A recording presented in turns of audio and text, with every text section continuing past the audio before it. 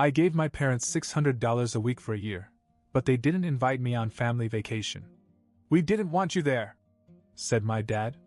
24 hours later, my phone exploded with missed calls. I should have seen it coming.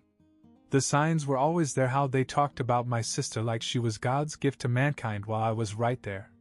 How they always found a way to praise her, even when she did nothing. But this was a new level of disrespect. I gave my parents $600 a week for a year. It wasn't easy for me. I wasn't a high roller with disposable income. I worked hard for every dollar and stretched my budget thin to make sure they didn't have to struggle. When my dad got laid off, they acted like it was the end of the world. My mom called me in tears and said they didn't know how they were going to make it. They had bills, food, their mortgage. I couldn't let them go under. So I stepped in. At first, it felt good to help. Like I was doing something worthwhile. But the more I gave, the more they seemed to expect. If I sent $600, it was soon. "Mike, things are tight this week. Any chance you could send a little extra?" They'd never come right out and say it, but the guilt trip was always there. And I'd check my account, and I knew it wasn't smart, but I'd do it anyway. Because they were my parents. Because I thought that's what family did. Meanwhile, my sister Laura was living comfortably in her little bubble. She married a guy with money, which made her a success in my parents' eyes. They never acknowledged that she hadn't worked a day in her life. That her husband's money was the only reason she had it easy. They talked about her like she was a financial genius. "She made smart decisions, Mike. You should learn from her." Smart choices? The only choice she made was to find a guy willing to bankroll her. But sure, let's all pretend she built her life with her own two hands. I never said anything. What was the point? No matter what I did, she was their golden child. I figured as long as she was doing well, I could swallow my pride. Then last week happened. 3 days before, I had invited her over for a cookout. Nothing crazy, just some steaks, a few drinks, a nice evening out. My treat. They immediately turned me down. My mom said they weren't feeling well. I asked if they needed anything, and she sighed. "We're just trying to rest. We don't want you to get sick, honey." I hesitated. "Are you sure? I can bring you some food." No, don't stop by. But if you could maybe help us out with some medicine. Things have been a little tight this week." I didn't even think twice. I sent them $200 right away. "Thank you, honey. We'll pay you back as soon as we can." That was 3 days ago. The next day I got a call from my neighbor, Mr. Jenkins. He's an older guy who's always been kind. We talk from time to time, mostly small talk. But this time he mentioned something that made my stomach turn. "I just wanted to let you know that I checked on your folks' house and fed their fish while they were gone." I frowned. "Gone where?" "Oh, their trip. They should be back soon. They left 6 days ago." 6 days. I couldn't speak for a second. My mind was racing. "Who are they with?" "Oh, your sister and her husband. Looked like a nice family outing." I don't remember how I ended the call. I just sat there, staring at the wall, trying to process it. My parents, the same people who told me they were struggling, who called me every other week asking for extra money, had gone on vacation. With Laura. And never told me. Not only that, but 3 days ago, when they were already on vacation, they had lied to my face. They had told me that they were sick. They had refused to see me. And they had asked me for money. I sat there feeling like the biggest idiot in the world. That night I lay awake, staring at the ceiling, thinking about every time they'd asked me for help. Every time I'd stressed about my own bills because I wanted to make sure they were okay. Every time they had made me feel like I had to support them while they sat there putting Laura on a pedestal. The next day they came home. And I decided to confront them. I didn't know what to expect, but I wasn't prepared for what happened next. I didn't go to their house right away. I needed time to cool down. If I'd shown up the second I found out, I might have said something I couldn't take back.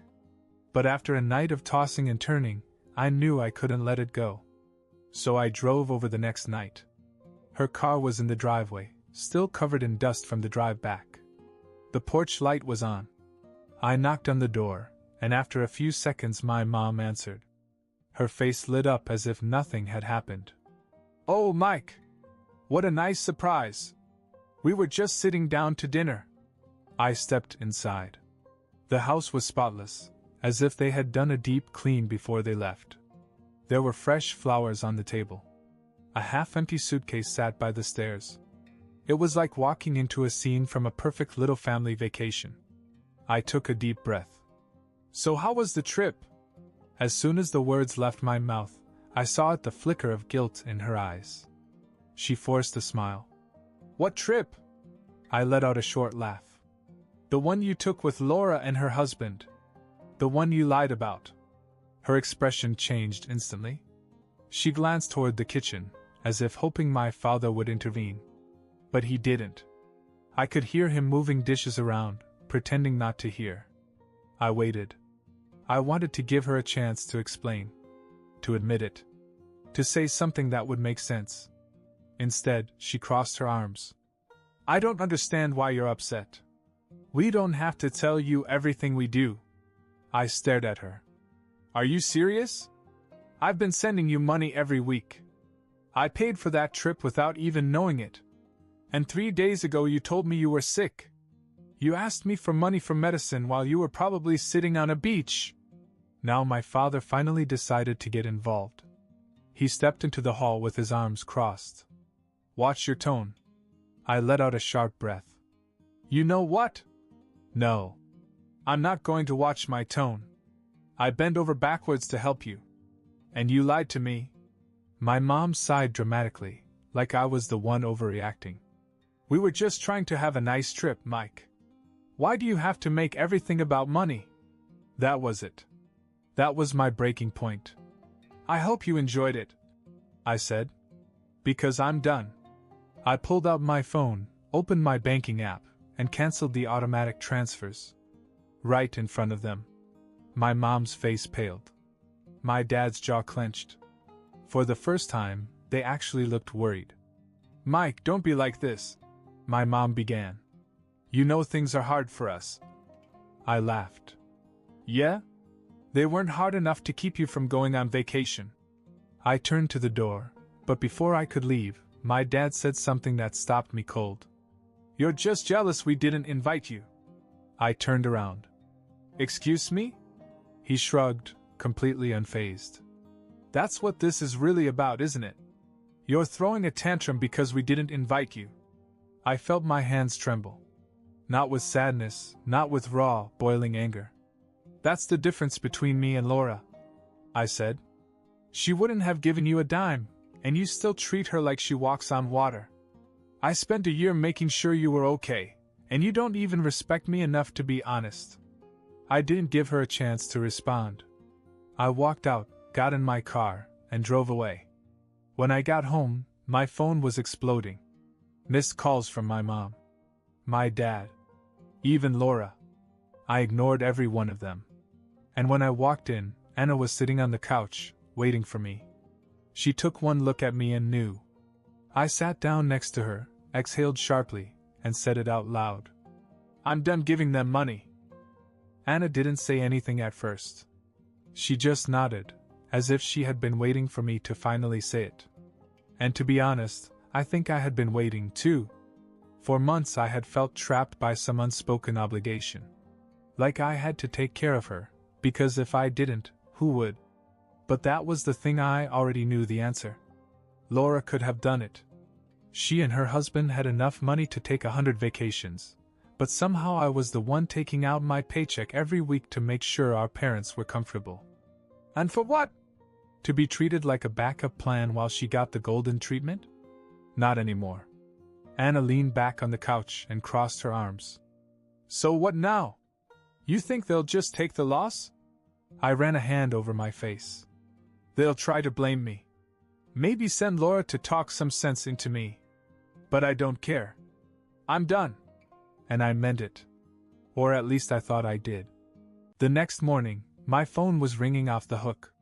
Missed calls, voicemails, text messages, it was relentless. I ignored them all. Then, around noon, a loud knock echoed through the apartment. Anna shot me a look. "Tell me you didn't invite her." I shook my head and stood up. But before I reached the door, I heard her voice.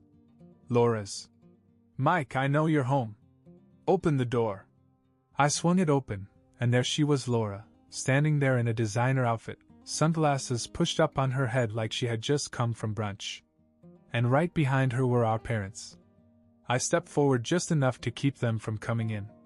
"What do you want?" Laura scoffed. "Are you seriously haunting Mom and Dad? On vacation?" I let out a dry laugh. "No. I'm cutting them off because they've been lying to me for months, using me like a damn ATM while treating you like royalty. But you already knew that, didn't you?" She rolled her eyes. "Oh, please. You act like they forced you to send money." I clenched my jaw. "They didn't force me, Laura. But they sure as hell manipulated me. The fake sob stories, the guilt trips, the we don't know how we're going to make it calls, all the while they were pocketing it for vacations with you." My mom finally spoke up. "That's not fair, Mike. We struggled." I raised an eyebrow. "Struggling so much that you needed extra money for medicine while sipping cocktails on the beach?" That quickly shut her up. Laura sighed dramatically. "Look, it's no big deal. Just turn the payments back on and let's all put this behind us." I almost laughed in her face. "You think I'm just going to roll over and keep paying? No.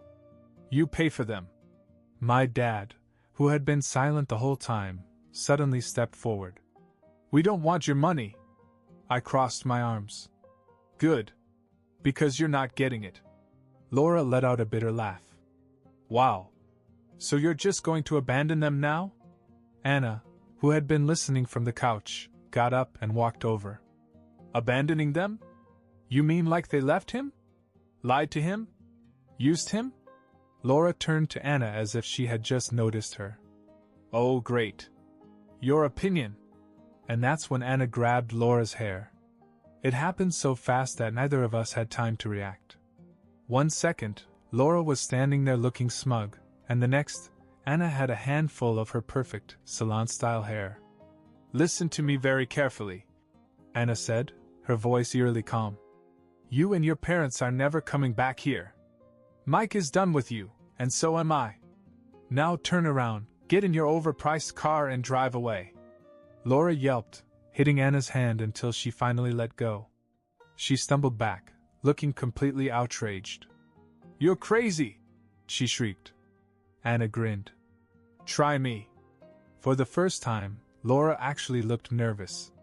She turned back to our parents, expecting them to support her. But they just stood there, silent. I think they finally realized they had lost. Laura huffed, straightened her outfit, and gave me one last look. "You'll regret this." I just smiled. "Not a chance." And with that, she stormed off, our parents trailing behind her like lost puppies. As soon as they were gone, I turned to Anna. She shrugged. "What?" "She deserved it." I laughed for the first time in days. "Remind me never to piss you off." That was the last time I sent my parents a dime. If Laura was so perfect, she could take care of them. The next morning, my phone rang. I knew who it was before I even looked at it. I considered ignoring it, but curiosity got the better of me. I picked it up. As soon as I said hello, my mom started. "Mike, I can't believe what happened yesterday. That girlfriend of yours put her hands on your sister. Who does she think she is?" I leaned back in my chair. "You mean when Laura showed up at my door, insulted me, and Anna told her to leave?" My father cut in. "She pulled Laura's hair. That's assault. You need to control your wife." I scoffed. "You need to control your daughter. Anna was just returning the energy that Laura brought to my doorstep. Mike, we raised you better than this, Dash." I rolled my eyes. "Yeah? You also raised me to be your personal bank account, so forgive me if I'm done taking life lessons from you." "You're being disrespectful," my mother whined. "We're your parents." I sighed, already over it. And I'm an adult who didn't invite you to my house yesterday. You showed up unannounced, got put in your place, and now you're mad about it. You need to put that woman in her place, Mike. My dad snapped. That was it. I let out a sharp laugh. No, what I need to do is hang up. Michael, don't you dare dash. Click. I threw the phone on the table and rubbed my temples. Anna came in from the kitchen holding a cup of coffee. That bad, huh? I looked up at her and grinned. Apparently I'm supposed to control you. She snorted. You can't even control your own daughter. Good luck with that. I thought that was the end of it. But 3 hours later there was another knock on the door. A loud, aggressive knocking. I knew who it was before I opened it. Laura was standing there, arms folded, looking furious. But she wasn't alone. Her husband, Dan, was standing right behind her. And he didn't look angry, he looked dangerous. I barely had time to say, "What the hell do you want?" before he brushed past me and marched straight into my apartment. You think this is funny? He growled, jabbing a finger in Anna's direction. Letting your little girlfriend put her hands on my wife? Anna stood up unimpressed. Your wife ran her mouth in our house.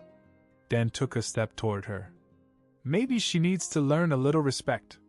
Before I realized what I was doing, my fist flew. I caught him right in the jaw, and he stumbled back in shock. But I wasn't done. All the frustration, all the anger that had built up over the past year, I let it out. Punch after punch, I didn't stop. When I stepped back, Dan was on the floor, moaning, his face a mess of bruises and swelling. Laura screamed and fell to his side. Are you crazy? I shook my hand and glared at her. You came here looking for a fight. You found one. Dan coughed, wiped some blood from his lip, and looked up at me. You didn't have to try so hard, man. I leaned down. You threatened my girlfriend in my own house. If you ever set foot in here again, it'll be worse. Laura helped him up and glared at me. You just started a war, Mike. I grinned. No. You did. Dan, still dazed, mumbled. I'm sorry, man. I shouldn't have dash. Too late. I cut him off. Get out. They left without another word. Anna walked over, looked at my knuckles, and then at the door. Well, she said, sipping her coffee. This has escalated. I shook my head and laughed. No kidding. For the first time in my life, I felt free. No more guilt, no more obligations, no more playing the role of the lesser child who had to prove his worth with money. I was done. After Laura and Dan left, I didn't hear from either of them. No calls, no texts, just silence. And I was okay with that. Anna and I carried on as if nothing had happened. Then, 3 days later, my neighbor, Mr. Jenkins, stopped me as I was walking to my car. Boy, you sure made a mess of things, he said, shaking his head. I frowned. What do you mean? He grinned. Your parents and your sister had a little, let's call it a disagreement. And when I say little, I mean the whole damn street could hear it. That got my attention. When? Last night. I was outside watering my plants when it started. Your sister drove up, slammed the car doors so hard I thought the windows would shatter, and started screaming before she even made it to the porch. I raised an eyebrow. What were they arguing about?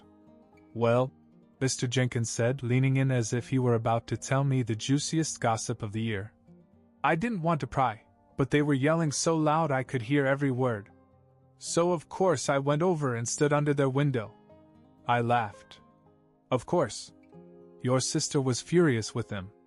Something about how they should have treated you better, and how if they hadn't been so greedy you wouldn't have snapped. She kept yelling that it was their fault that you cut them off, and now she had to deal with them. I blinked. Wait. Dealing with them? Mr. Jenkins grinned. Yep. That's the best part. Your parents told her she had to start helping them now. That since you wouldn't give them a dime, it was her turn to step up. I burst out laughing. Oh, it gets better, he said. She lost it. Started screaming about how she wasn't their bank, and how they should have saved money instead of blowing it on vacations. Called her a leech. Oh, and my favorite part? She actually said, "Why don't you call Mike and apologize so he'll turn the payments back on?" I wiped a tear from my eye. "And what did she say?" "Your dad said, we don't want his money anymore. And your mom, she started crying about how you let her down and that family is supposed to help each other. But your sister didn't buy it. She told them, and I quote, 'You don't care about family. You care about who you can squeeze money out of.' Then she stormed out." I shook my head in disbelief. "So they lost both of us in 1 week?" "Looks like it," Mr. Jenkins said. "And now you're alone. No golden child, no reliable paycheck, just the two of them, sitting in that house with no one left to feel guilty about helping them." I let out a slow breath and let it all sink in. For years they had played favorites. They had taken me for granted, used me, dismissed me. And in the end, all it took was one moment of clarity for it all to fall apart. And the best part? I didn't feel bad about it. Not even a little. I looked at Mr. Jenkins and smiled. "Well, I guess you finally got what you wanted." "How's that?" he asked. I turned to my car and opened the door. They wanted Laura to be their golden child. Now they can keep her. And with that, I drove off without a single regret. Update. I thought that was the end of it. I really did. My parents were on their own, Laura was pissed, and I had finally broken free. Life was peaceful. Then, about a week later, I got a text from an unknown number. "Mike, it's Dad. Call me back. It's important." I stared at it for a second, debating whether to ignore it. But curiosity won out. I called. He picked up immediately. "Mike, listen, I don't want to fight, but we need to talk." I sighed. "If this is about money, It's not about money." He cut me off. "It's about your sister." That got my attention. "What about her?" He hesitated. "She's getting a divorce." I almost dropped my phone. "Wait, what?" Dan kicked her out.